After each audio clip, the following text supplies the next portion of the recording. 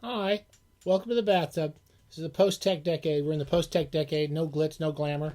I'm the most glamorous part of this whole YouTubing adventure. The way Grandma used to YouTube, it's just me and you and Dodo chewing on a piece of wood. That's all it is. And the book, which I'm gonna natter on about for a few minutes. So we've been reading through Cormac McCarthy, which is a weird project. I've got to tell you, but I'm enjoying it so far. And we get a lot of people out there writing back about McCarthy. Some positive, some negative. That's cool. Everybody love or hate it, whatever you love to hate. And I got to the third one called Child of God. Many of you know. Many of you have already mentioned this is one of your favorite of his books. I remember it as one of his most vivid books.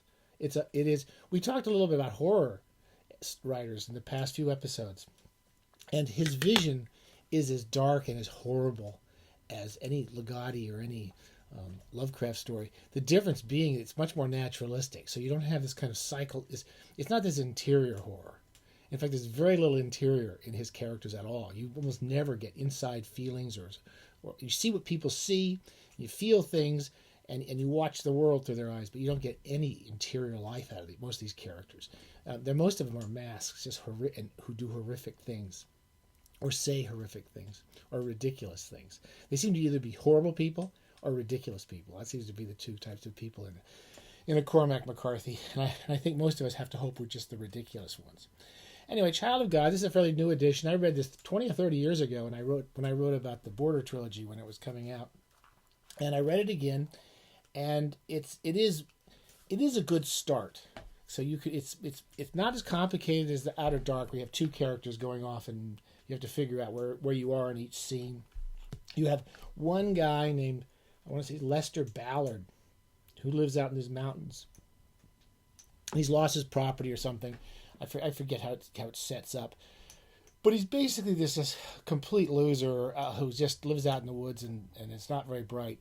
And it's an animalistic world. It's nothing but violence, and he's always looking at nature. So there's a lot of good naturalistic descriptions in McCarthy, but they're usually of horrible things. And Child of God, the joke of the title is that Lester is a child of God, if there is a God. By the way, anytime you have anyone talking about God in McCarthy, they're the horrible people. Anyone who talks about God are pretty horrible, and they're usually the worst possible people in the book. So Child of God, he's not as bad as some of the ministers that show up in a lot of these books. And Lester goes through it. It's just one kind of atrocity after another as it gets worse and worse. But it's also kind of braced by all these visions of the nature, pictures of nature, which are at once beautifully written. McCarthy writes beautiful prose. I don't care what anyone says. I do love his prose. And it's narrative prose. So you see everything as it's happening. And he always has like a little way of spinning the vision, the observation, so it looks a little different. There's one where he sees these dogs hunting down a boar. A lot of visions of just natural horror in it. And this is talking about how this boar, I'll just read a couple paragraphs, 66.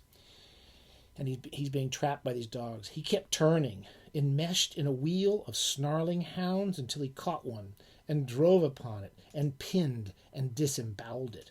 When he went to turn again to save his flanks, he could not. Ballard watched this ballet tilt and swirl and churn and mud up through the snow, and watched the lovely blood welter there in its holograph of battle. Spray burst from a ruptured lung, the dark heart's blood, pinwheel and pirouette, until shots rang out, and all was done. A young hound worried the boar's ears, and one lay dead with his bright, ropey innards folded upon the snow, and another whined and dragged himself about. Ballard took his hands from his pockets and took up the rifle from where he had leaned it against a tree.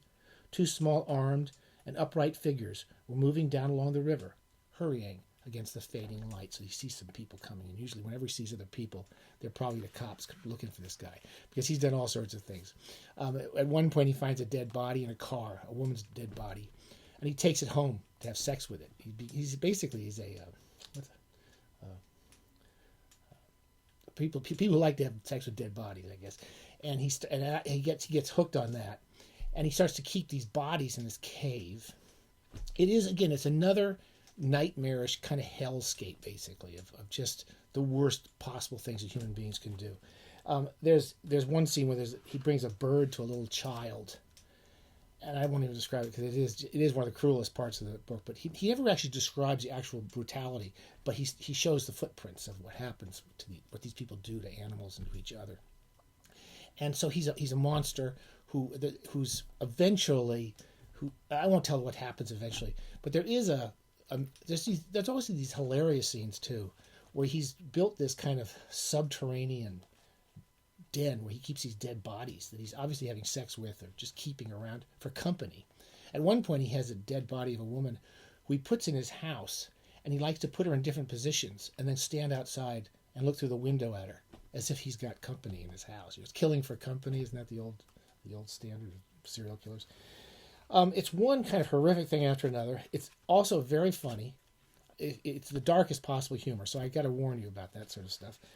And the central character is just the monster. There's occasionally where you get out of his point of view, and there's like floods. It's very similar to As I Lay Dying. All of McCarthy's early books. Just basically these people who are not very bright, trying to make it through this horrific world, and just natural calamities everywhere. And there's one description of a flood. The town gets flooded, and it's both funny and biblical. These are biblical apocalypses in Cormac McCarthy. And I want to leave one last passage I was going to read. This is, again, you have these scenes where he's doing these horrible things, or he's doing these horrible things, but you're only seeing glimpses of it. So you're not going to actually really see most of the actual violence, but you'll know what's happened. You'll be carrying the body back from somewhere, and you can tell what happened at that place where the body became a body. And this is near the end of the book, when he knows he's being, the police and stuff are all catching on to him.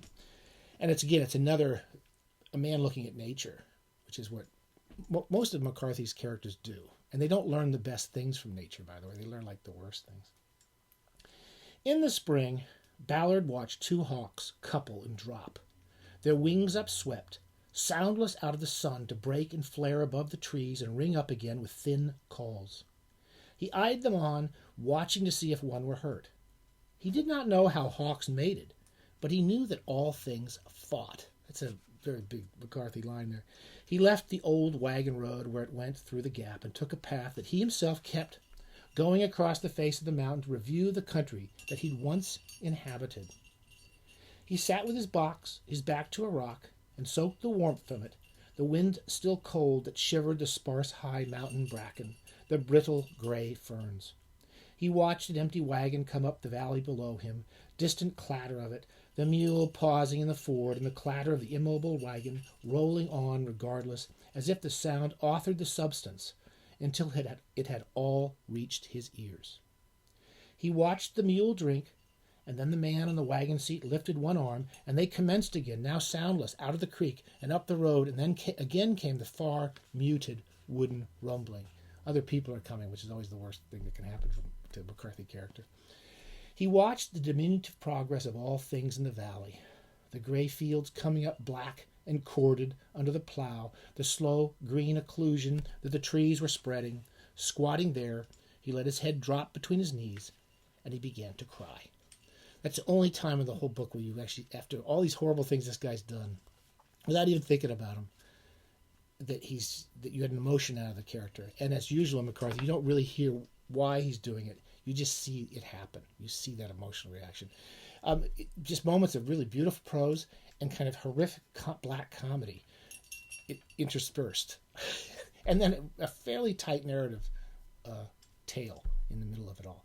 Anyway, I enjoyed reading Child of God again, and I'm going to move on. A lot of people love Sutri, which I read Sutri and don't remember it very well. But I think we'll try to get to Sutri soon too. Okay, happy bathing. Don't if you see Lester Ballard, you see him coming down the road, you turn around, you get the hell out of there, okay? Don't go near Lester Ballard. All right, take care.